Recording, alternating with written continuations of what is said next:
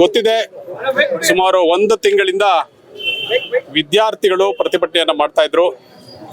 ನ್ಯಾಯಕ್ಕಾಗಿ ಇವತ್ತೇನು ನೀಟ್ ಹಗರಣ ನಡೀತು, ಪರೀಕ್ಷೆಗಳು ಏನು ಲೀಕ್ ಆಗ್ತಾವೆ ಅದರ ವಿರುದ್ಧವಾಗಿ ಸುಮಾರು 1 ತಿಂಗಳಿಗಿಂತ ಹೆಚ್ಚು ಕಾಲದಿಂದ ದೆಹಲಿಯ ಜಂತರ್ ಮಂತರದಲ್ಲಿ ವಿದ್ಯಾರ್ಥಿಗಳು ಪ್ರತಿಭಟನೆಯನ್ನ ಮಾಡ್ತಾ ಇದ್ರು. ಆದರೆ ಈ ಪ್ರತಿಭಟನೆಗೆ ಸರ್ಕಾರ ನೆಗ್ಲೆಕ್ಟ್ ಮಾಡ್ತು. ನಮಗೇನು ಮಾಡ್ತಾರೆ ಇವರು ಅನ್ನೋ ಒಂದು ವಿಚಾರವನ್ನು ಇಟ್ಕೊಂಡು ಇವತ್ತು ಹೇಗೆ ಮೊದಲೆಲ್ಲ ಮಾಡ್ತಾ ಇದ್ರು ಅದೇ ರೀತಿ ನೆಗ್ಲೆಕ್ಟ್ ಮಾಡ್ಕೋತಾ ಬಂದ್ರು. ದೇಶದ ಲಕ್ಷಾಂತರ ಜನ ವಿದ್ಯಾರ್ಥಿಗಳು ಇವತ್ತು ಮೋದಿಯವರ ವಿರುದ್ಧ ಮತ್ತು ಬಿಜೆಪಿ ಸರ್ಕಾರದ ವಿರುದ್ಧ ಎದ್ದು ನಿಂತ್ಕೊಂಡ್ರು. ಆ ಕಾರಣಕ್ಕೋಸ್ಕರ ಇವತ್ತು ಮತ್ತೇನು 20ನೇ ತಾರೀಕು ವಿದ್ಯಾರ್ಥಿಗಳ ಮೇಲೆ ಸರ್ಕಾರ ಹಲ್ಲೆ ಮಾಡ್ತು. ಆ ಹಲ್ಲೆ ನಿಜವಾಗ್ಲೂ ಕೂಡ ಪ್ಲಾನ್ ಮಾಡಿಕೊಂಡು ಹಲ್ಲೆಯನ್ನ ಮಾಡಿದ್ರು. ವಿದ್ಯಾರ್ಥಿಗಳು ಎದುರು ಬಿಡ್ತಾರೆ, ಅವರು ಮತ್ತೆ ಓಡೋಗ್ತಾರೆ ಅನ್ನೋ ಒಂದು ವಿಚಾರದಲ್ಲಿ ಹಲ್ಲೆಗಳನ್ನು ಮಾಡಿದ್ರು. ಆದರೆ ವಿದ್ಯಾರ್ಥಿಗಳು ಓಡಿಲ್ಲ. ವಿದ್ಯಾರ್ಥಿಗಳು ಎದೆಗುಂದದೆ ತಮ್ಮ ಏನು ಪ್ರತಿಭಟನೆಯನ್ನ ಮಾಡ್ತಾ ಇದ್ರು, ತಮ್ಮ ನ್ಯಾಯವನ್ನ ಏನ್ ಕೇಳಬೇಕಾಗಿತ್ತು ಆ ಕೆಲಸವನ್ನ ಮಾಡ್ತಾ ಇದ್ರು.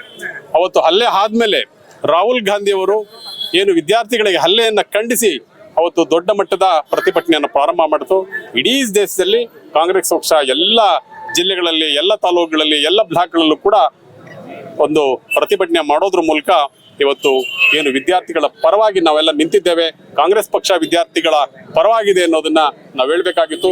ಇವತ್ತು ಅದಕ್ಕೆ ಒಂದು ಸ್ವಲ್ಪ ಮಟ್ಟದ ಜಯ ಸಿಕ್ಕಿದೆ. ಆ ಜಯ ಸಂಪೂರ್ಣವಾಗಿ ಆಗಿಲ್ಲ. ಪ್ರಧಾನ್ ಏನಿದ್ದಾರೆ ಶಿಕ್ಷಣ ಮಂತ್ರಿಗಳು ಅವರು ರಾಜೀನಾಮೆ ಕೊಟ್ಟಿದ್ದಾರೆ, ಅದಕ್ಕೆ ಕಾಂಗ್ರೆಸ್ ಪಕ್ಷ ಸ್ವಾಗತ ಮಾಡ್ತದೆ. ಆದರೆ ಅಷ್ಟೇ ಆಗೋದಿಲ್ಲ.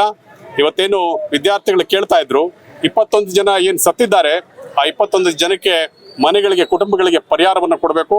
ಅದ್ರ ಜೊತೆಗೆ ಏನೆಲ್ಲ ಕೇಸ್ಗಳನ್ನ ಹಾಕಿದಿರಿ ಅವೆಲ್ಲವನ್ನು ಕೂಡ ವಾಪಸ್ ತಗೋಬೇಕು ಅನ್ನೋ ವಿದ್ಯಾರ್ಥಿಗಳ ಅಹವಾಲಿದೆ. ಆ ಅಹವಾಲನ್ನ ಪರಿಹಾರ ಮಾಡಬೇಕು. ಅದ್ರ ಜೊತೆಗೆ ಏನ್ ಪರೀಕ್ಷೆಗಳ ಗುಣಮಟ್ಟ ಏನಿದೆ, ಪರೀಕ್ಷೆಗಳನ್ನ ಇಡೀ ದೇಶದಲ್ಲಿ ಇವತ್ತು 152ಕ್ಕಿಂತ ಹೆಚ್ಚು ಬಾರಿ ಏನ್ ಲೀಕ್ ಆಗಿದೆ, ಅದು ಮುಂದೆ ಆಗದಿರೋ ತರ ಒಂದು ಕಟ್ಟುನಿಟ್ಟಿನ ಕ್ರಮವನ್ನ ತಗೋಬೇಕು ಅಂತೇಳಿ ಕಾಂಗ್ರೆಸ್ ಪಕ್ಷದ ಆಗ್ರಹ ಇದೆ.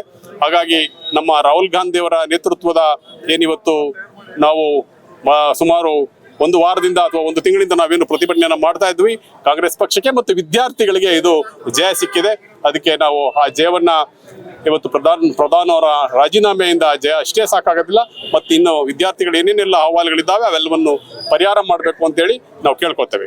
ಕರುನಾಡು ಟೈಮ್ಸ್ ಚಾನೆಲ್ನಲ್ಲಿ ಸುದ್ದಿ ಮತ್ತು ಜಾಹೀರಾತು ನೀಡಲು ಈ ನಂಬರ್ಗೆ ಕರೆ ಮಾಡಿ.